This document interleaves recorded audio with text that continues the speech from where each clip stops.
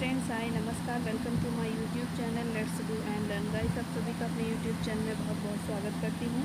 और आज मैं बात करने वाली हूँ मौर्य साम्राज्य के बारे में। तो मौर्य साम्राज्य के बारे में पूरा हम संपूर्ण विस्तृत अध्ययन यहाँ पर करने वाले हैं। जिनके पेपर में इतिहास से संबंधित प्रश्न आते हैं उन लोगों के लिए बहुत ही ज़्यादा इम्पोर्टेंट वीडियो है। तो आप सब मौर्य साम्राज्य को बिल्कुल शॉर्ट में मैं यहाँ लेकर आई हूँ ये वीडियो, और आप सभी के लिए बहुत ही मददगार होगी। तो चलते हैं यहाँ पर मौर्य साम्राज्य की बात करते हैं। तो मौर्य साम्राज्य नंद वंश के अंतिम शासक घनानंद, तो नंद वंश के अंतिम शासक का क्या नाम था? तो यहाँ घनानंद नाम था। और इनको परास्त करके चंद्रगुप्त मौर्य ने मगध में मौर्य साम्राज्य की स्थापना की। और मौर्य साम्राज्य के बारे में अगर हम जानकारी की बात करें तो मौर्य साम्राज्य के बारे में जो जानकारी हमें है वो हमें जो यहाँ पर कुछ स्रोत हम लेकर आए हैं उन सभी स्रोतों से हमें यहाँ पता चलता है। तो यहाँ पर सबसे पहली बात आपको याद रखनी है कि नंद वंश का अंतिम संस्थापक कौन है। फिर दूसरा कि चंद्रगुप्त ने मगध में मौर्य साम्राज्य की स्थापना की। और फिर अगला पॉइंट है कि मौर्य वंश के बारे में हमें जानकारी कहाँ से मिलती है। तो दो चीज़ों से जानकारी मिलती है हमें। पहला हमारा है साहित्यिक स्रोत और दूसरा पॉइंट कहता है पुरातात्विक स्रोत। तो दो ऐसे स्रोत हैं जिनसे हमें मौर्य साम्राज्य के बारे में जानकारियाँ मिलती हैं। तो आइए सबसे पहले जान लेते हैं कि साहित्यिक स्रोत क्या क्या हैं। तो यहाँ पर पहला जो साहित्यिक स्रोत है वो है अर्थशास्त्र। तो अर्थशास्त्र से हमें पता चलता है कि मौर्य साम्राज्य के बारे में। और यहाँ पर अगर हम अर्थशास्त्र की बात करें तो अर्थशास्त्र के जो रचयिता हैं, अर्थशास्त्र को किसने लिखा है? तो वो है कौटिल्य। कौटिल्य के द्वारा लिखित है अर्थशास्त्र, और इसमें हमें मौर्य साम्राज्य के बारे में जानकारी प्राप्त होती है। दूसरा यहाँ पर जो साहित्यिक स्रोत है वो है मुद्रा राक्षस। मुद्रा राक्षस विशाखता के द्वारा लिखित है और इससे हमें ये जानकारी मिलती है। नेक्स्ट हमारा अगला स्रोत है वो है इंडिका। इंडिका हमारा मेगास्थनीज द्वारा लिखित पुस्तक है और इसमें इन्होंने मौर्य साम्राज्य के बारे में डिटेल में बताया है। अगले पॉइंट है जैन और बौद्ध धर्म। तो अगला पॉइंट है कि जैन और बौद्ध धर्म से भी हमें क्या पता चलता है? इसके साहित्यिक स्रोत का पता चलता है, इसके इतिहास का पता चलता है, मौर्य साम्राज्य के बारे में पता चलता है। अब बात करते हैं पुरातात्विक स्रोत। तो पुरातात्विक स्रोत में जैसे कि अशोक के जो अभिलेख हैं उनसे हमें जानकारियाँ मिलती हैं। जूनागढ़ का जो अभिलेख है उससे जानकारी मिलती है। रुद्रदामन अभिलेख है उससे जानकारी मिलती है। कलिंग शिलालेख है उससे हमें ये सारी जानकारी मिलती है। इनके अलावा और भी हैं जो कुछ पुरातात्विक स्रोत हैं, लेकिन यहाँ पर जो इम्पोर्टेंट है वही मैं आपके लिए यहाँ लेके आई हूँ। साहित्यिक स्रोत में भी और स्रोत भी हैं, लेकिन यहाँ पर मैं वही लेके आई हूँ जो आपके एग्ज़ाम से रिलेटेड है और एग्ज़ाम में पूछा जाता है। तो आपने अभी तक समझ लिया है कि मौर्य साम्राज्य कैसे स्थापित हुआ और उसके साक्ष्य क्या हैं कि वो कैसे क्या है। आइए अब आगे चलते हैं अगले पॉइंट की ओर। और अगला पॉइंट यहाँ पर बता रहा है कि मौर्य साम्राज्य का विस्तार चंद्रगुप्त मौर्य ने मौर्य वंश की स्थापना की। यानी मौर्य साम्राज्य का विस्तार करके चंद्रगुप्त मौर्य ने क्या किया? तो मौर्य साम्राज्य की स्थापना की और इसको एक विशाल विस्तृत बहुत ही बड़ा राज्य के रूप में स्थापित कर दिया। तो ये किसने किया? तो ये चंद्रगुप्त मौर्य ने किया। आइए अब अगले पॉइंट की ओर चलते हैं। और अगला पॉइंट यहाँ पर हम डिस्कस करने से पहले देख लें, यहाँ पर जो भारतीय मैप दिया हुआ है तो इसमें हमने यहाँ पर दिखाया है कि चंद्रगुप्त मौर्य ने उत्तर में हिमालय से लेकर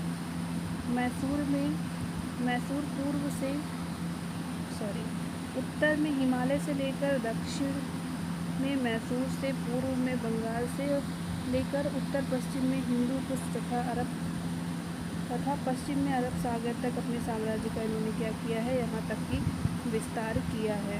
और ये सारा पूरा आप देख रहे होंगे मैप में, आपको दिखाई दे रहा होगा। मैं जूम करके आपको दिखा देती हूँ। तो यहाँ पर ये है, यहाँ पर अरब सागर तक इन्होंने क्या किया है? अपने साम्राज्य को विकसित कर लिया है। आइए अब आगे चलते हैं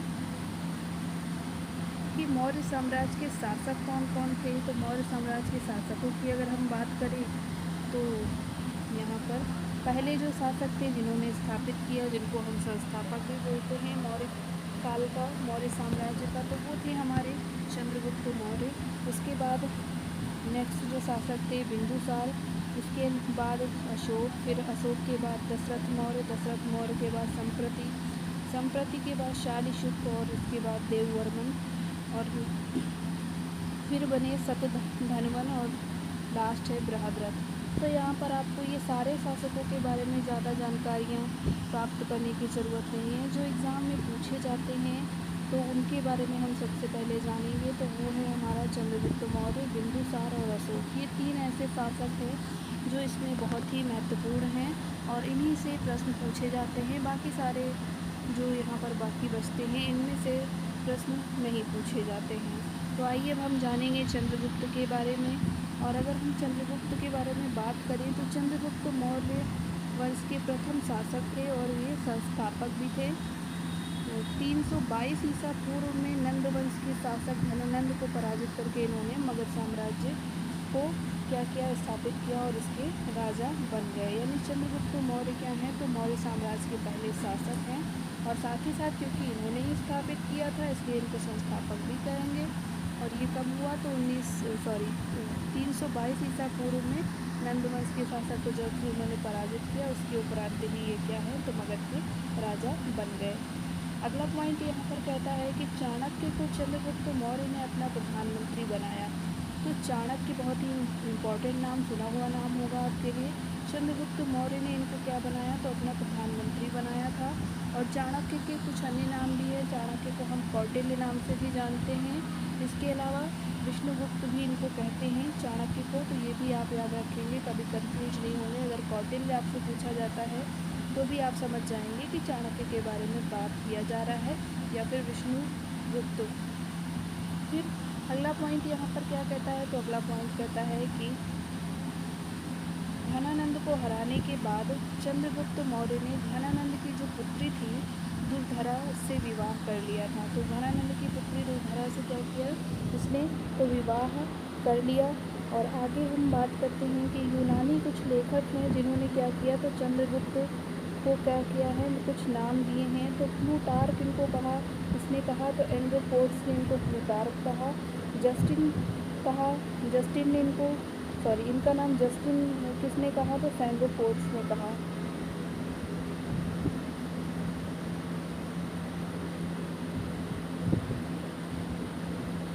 आगे चलते हैं अगले पॉइंट की ओर। अगला पॉइंट है कि सन 1793 में सर विलियम जोन्स ने सर्वप्रथम यह बताया कि यह नाम चंद्रगुप्त मौर्य के है। ये जो नाम है एंड्रोपोटस एंड सैंड्रोपोटस, ये क्या है, तो ये नेम है किसके, चंद्रगुप्त मौर्य के। और ये किसने बताया, तो सर विलियम्स ने बताया। कितने ईयर में, तो ये 1793। अगला पॉइंट है यहाँ पर सिकंदर का थल सेनापति। अगर सिकंदर के सेनापति की बात करें तो सिकंदर का जो थल सेनापति था सेल्यूकस निकेटर था और जल सेनापति लियाकस था। और इसके बाद क्या हुआ, जब चंद्रगुप्त मौर्य से पहले जब धनानंद शासक था तो उसने युद्ध किया चंद्रगुप्त मौर्य के साथ। चंद्रगुप्त विजयी हुए, परंतु ये बात इसको पता नहीं थी सेल्यूकस निकेटर को। सेल्यूकस निकेटर ने क्या किया, तो मगध पर आक्रमण किया। और आक्रमण करने के बाद क्योंकि इसको पता नहीं था तो यहाँ पर इसका युद्ध किसके साथ हुआ, चंद्रगुप्त मौर्य के साथ हुआ, जिसमें सेल्यूकस निकेटर क्या हो गया, तो ये हार गया था और चंद्रगुप्त मौर्य विजयी हुए थे इस युद्ध में। फिर क्या हुआ, आइए आगे अब चंद्रगुप्त के बारे में डिटेल में जानेंगे। तो 305 ईसा पूर्व में सेल्यूकस निकेटर ने मगध पर आक्रमण किया। कितने में किया, तो सेल्यूकस निकेटर ने मगध पर 305 ईसा पूर्व में आक्रमण किया। किंतु चंद्रगुप्त मौर्य ने उसको क्या किया, पराजित किया और उसकी पुत्री कार्नेलिया हेलेना से क्या किया, विवाह कर लिया। इनकी पुत्री का नाम कार्नेलिया था, जिन्हें हम हेलेना भी कहते हैं। इनसे क्या किया, तो इन्होंने विवाह कर लिया। फिर अगला क्या किया इन्होंने कि युद्ध की शर्तों के अनुसार सेल्यूकस निकेटर ने 4 प्रांत, यानी कि अब यहाँ पर इन्होंने क्या किया, समझौता कर लिया। समझौता क्या किया कि 4 प्रांत यानी मकरान, हेरात, कंधार और काबुल चंद्रगुप्त मौर्य को दे दिए थे। यानी किसने दे दिए, सेल्यूकस निकेटर ने दे दिए। कितने, कौन कौन से, इनका नाम याद रखेंगे, मकरान, हेरात, कंधार और काबुल। ये 4 ऐसे जो प्रांत हैं जो सेल्यूकस ने चंद्रगुप्त मौर्य को प्रदान किए। इसके अलावा चंद्रगुप्त मौर्य ने भी 500 हाथी सेल्यूकस निकेटस को, निकेटर नहीं है यहाँ पर, निकेटस है, सेल्यूकस निकेटस को क्या किया, भेंट में दिया था। और सेल्यूकस निकेटस ने अपना राजदूत मेगास्थनीज को चंद्रगुप्त मौर्य के दरबार में भेजा था। यानी मेगास्थनीज किसका राजदूत था, जो सेल्यूकस निकेटस का राजदूत था। और इसने क्या किया, तो चंद्रगुप्त मौर्य दरबार में इन्होंने मेगास्थनीज को भेजा। मेगास्थनीज की पुस्तक का नाम अभी मैंने आपको बताया था, इंडिका, जिसमें मौर्य वंश की जानकारी हमें प्राप्त होती है। और ये क्या है, तो हमारा साहित्यिक स्रोत है। फिर अगला पॉइंट कहता है, जैन गुरु जो भद्रबाहु हैं, इनसे प्रभावित होकर चंद्रगुप्त मौर्य ने क्या किया, तो जैन धर्म को अपना लिया। और कर्नाटक के जो श्रवणबेलगोला में इन्होंने क्या किया, 298 ईसा पूर्व में संलेखना विधि द्वारा प्राण त्याग दिया। यानी इन्होंने कौन सी विधि के द्वारा, तो संलेखना विधि के द्वारा कहाँ प्राण त्यागा, तो श्रवणबेलगोला में। और कब त्यागा, तो 298 ईसा पूर्व। यानी इस पॉइंट में बहुत सारी चीज़ें हैं जो आपको याद करने वाली हैं। तो इस पॉइंट को एक बार मैं फिर से यहाँ पर बता देती हूँ कि जैन गुरु भद्रबाहु से प्रभावित होकर चंद्रगुप्त मौर्य ने जैन धर्म को अपनाया था। और कर्नाटक में श्रवणबेलगोला कहाँ पर है, किस कर्नाटक में है, श्रवणबेलगोला में 298 ईसा पूर्व में संलेखना विधि द्वारा इन्होंने क्या किया, तो प्राण को त्यागा था। उम्मीद करती हूँ यहाँ तक के पॉइंट सारे आपको समझ में आ गए होंगे। आपकी कोई क्वेरी हो, क्वेश्चन हो, तो आप हमें कमेंट बॉक्स में कमेंट करके भी पूछ सकते हैं। अब इसके बाद जो शासक बने, यानी चंद्रगुप्त मौर्य के बाद जो गद्दी पर बैठा वो कौन था, तो वो था हमारा बिंदुसार। यानी कि अगला जो शासक हुआ वो कौन हुआ, तो बिंदुसार हुआ। बिंदुसार ने क्या किया, आइए पहले बिंदुसार के बारे में जान लेते हैं। तो बिंदुसार चंद्रगुप्त मौर्य का उत्तराधिकारी बना था। उसकी माता का नाम दुधरा था। यानी सेल्यूकस निकेटस की जो पुत्री थी दुधरा, उसका पुत्र बिंदुसार था। और बिंदुसार क्या बना, तो ये चंद्रगुप्त मौर्य का उत्तराधिकारी बना, यानी राजा बना। उसके बाद क्या हुआ, बिंदुसार को अमित्रघात भी कहते हैं। अमित्रघात का मतलब है शत्रुओं का नाश करने वाला। बिंदुसार को अमित्रघात कहते हैं। ये इम्पॉर्टेंट पॉइंट है, इसको आप नोट करके रखेंगे, क्वेश्चन भी पूछ सकता है कि शत्रुओं का नाश करने वाला बिंदुसार का नाम क्या था, और या फिर अमित्रघात का मतलब क्या है, ये भी आपसे पूछ सकते हैं। अगला पॉइंट यहाँ पर है कि सीरिया के शासक ने एंटीयोकस अपना राजदूत डायमिकस को बिंदुसार के दरबार में भेजा था। सीरिया के शासक एंटीयोकस थे और उन्होंने क्या किया, अपने राजदूत डायमिकस को बिंदुसार के दरबार में इन्होंने भेजा। बिंदुसार ने सीरिया के नरेश से अंजीर, मीठी शराब और यूनानी दार्शनिक की मांग की, यानी कि समझौते के लिए मांग किया। तो इन्होंने एंटीयोकस ने क्या किया कि 2 वस्तुएं तो दी, जैसे कि इनको पहला वस्तु उन्होंने मांगा मीठी शराब, तो ये तुमने दे दिया, परंतु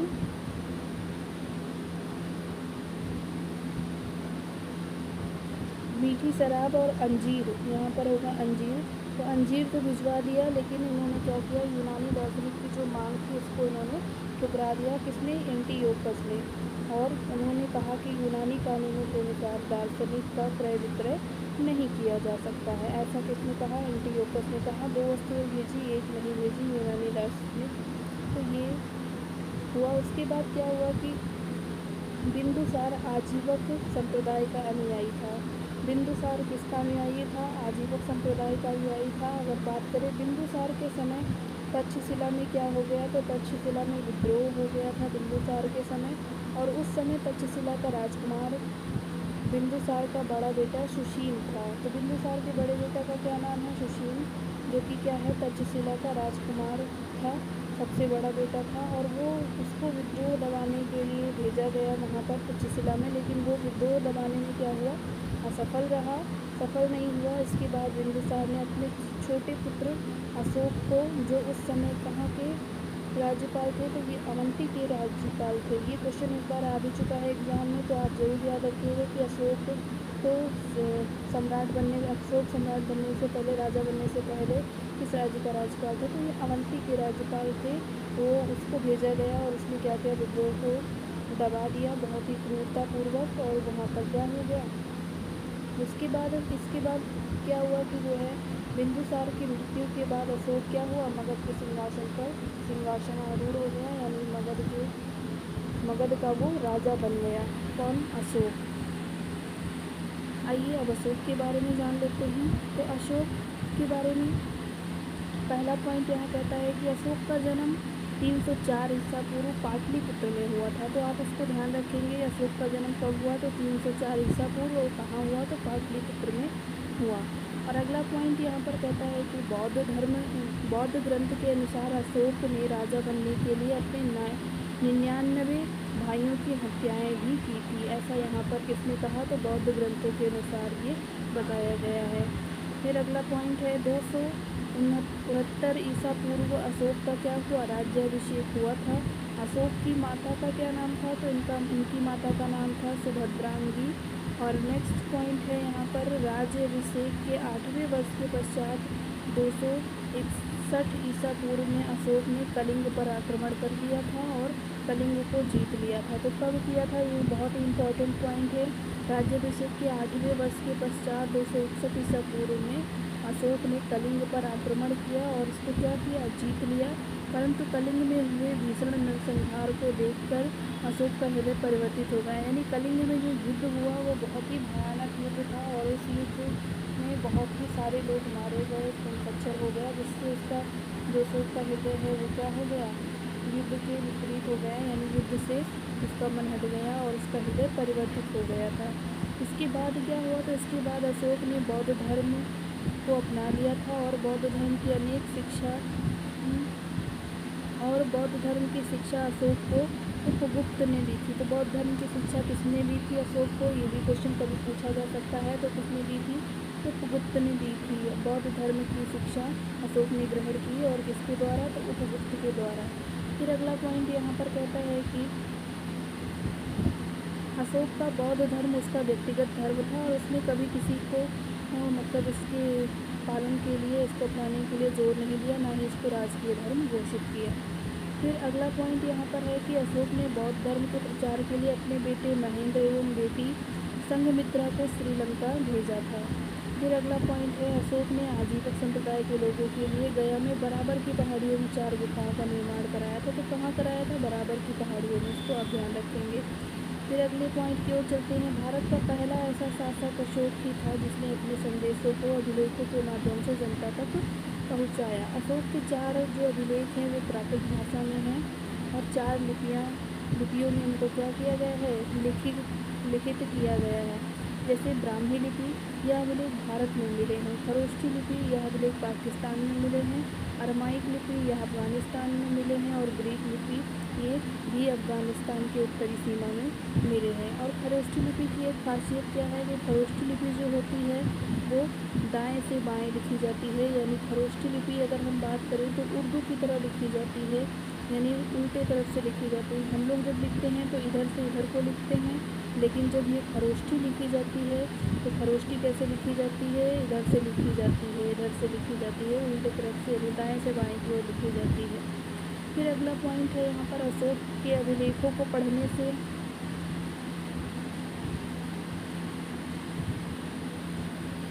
पहले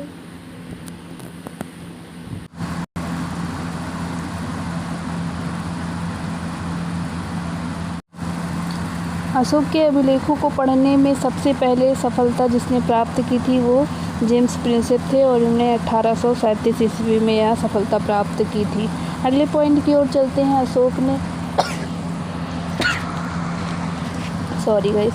अशोक ने अपने अधिकतर अभिलेख में अपना नाम देवनाम प्रियदर्शी, जिसका अर्थ है देवताओं का पसंद, यही लिखा है। नेक्स्ट पॉइंट यहाँ पर है कि मध्य प्रदेश के गुर्जर और कर्नाटक की मौस्की, इसके अलावा उदय गोलान में अशोक के जो अभिलेख हैं उनका स्पष्ट नाम अशोक में, उनमें जो नाम अशोक का है वो अशोक लिखा हुआ है, यानी अशोक लिखा हुआ है। ये इन्होंने देवनाम प्रियदर्शी यूज किया है, लेकिन ये सारे जो अभिलेख हैं इसमें अशोक का नाम अशोक ही लिखा हुआ है। राजस्थान के भाबरू अभिलेख में अशोक ने खुद को मगध का सम्राट बताया है।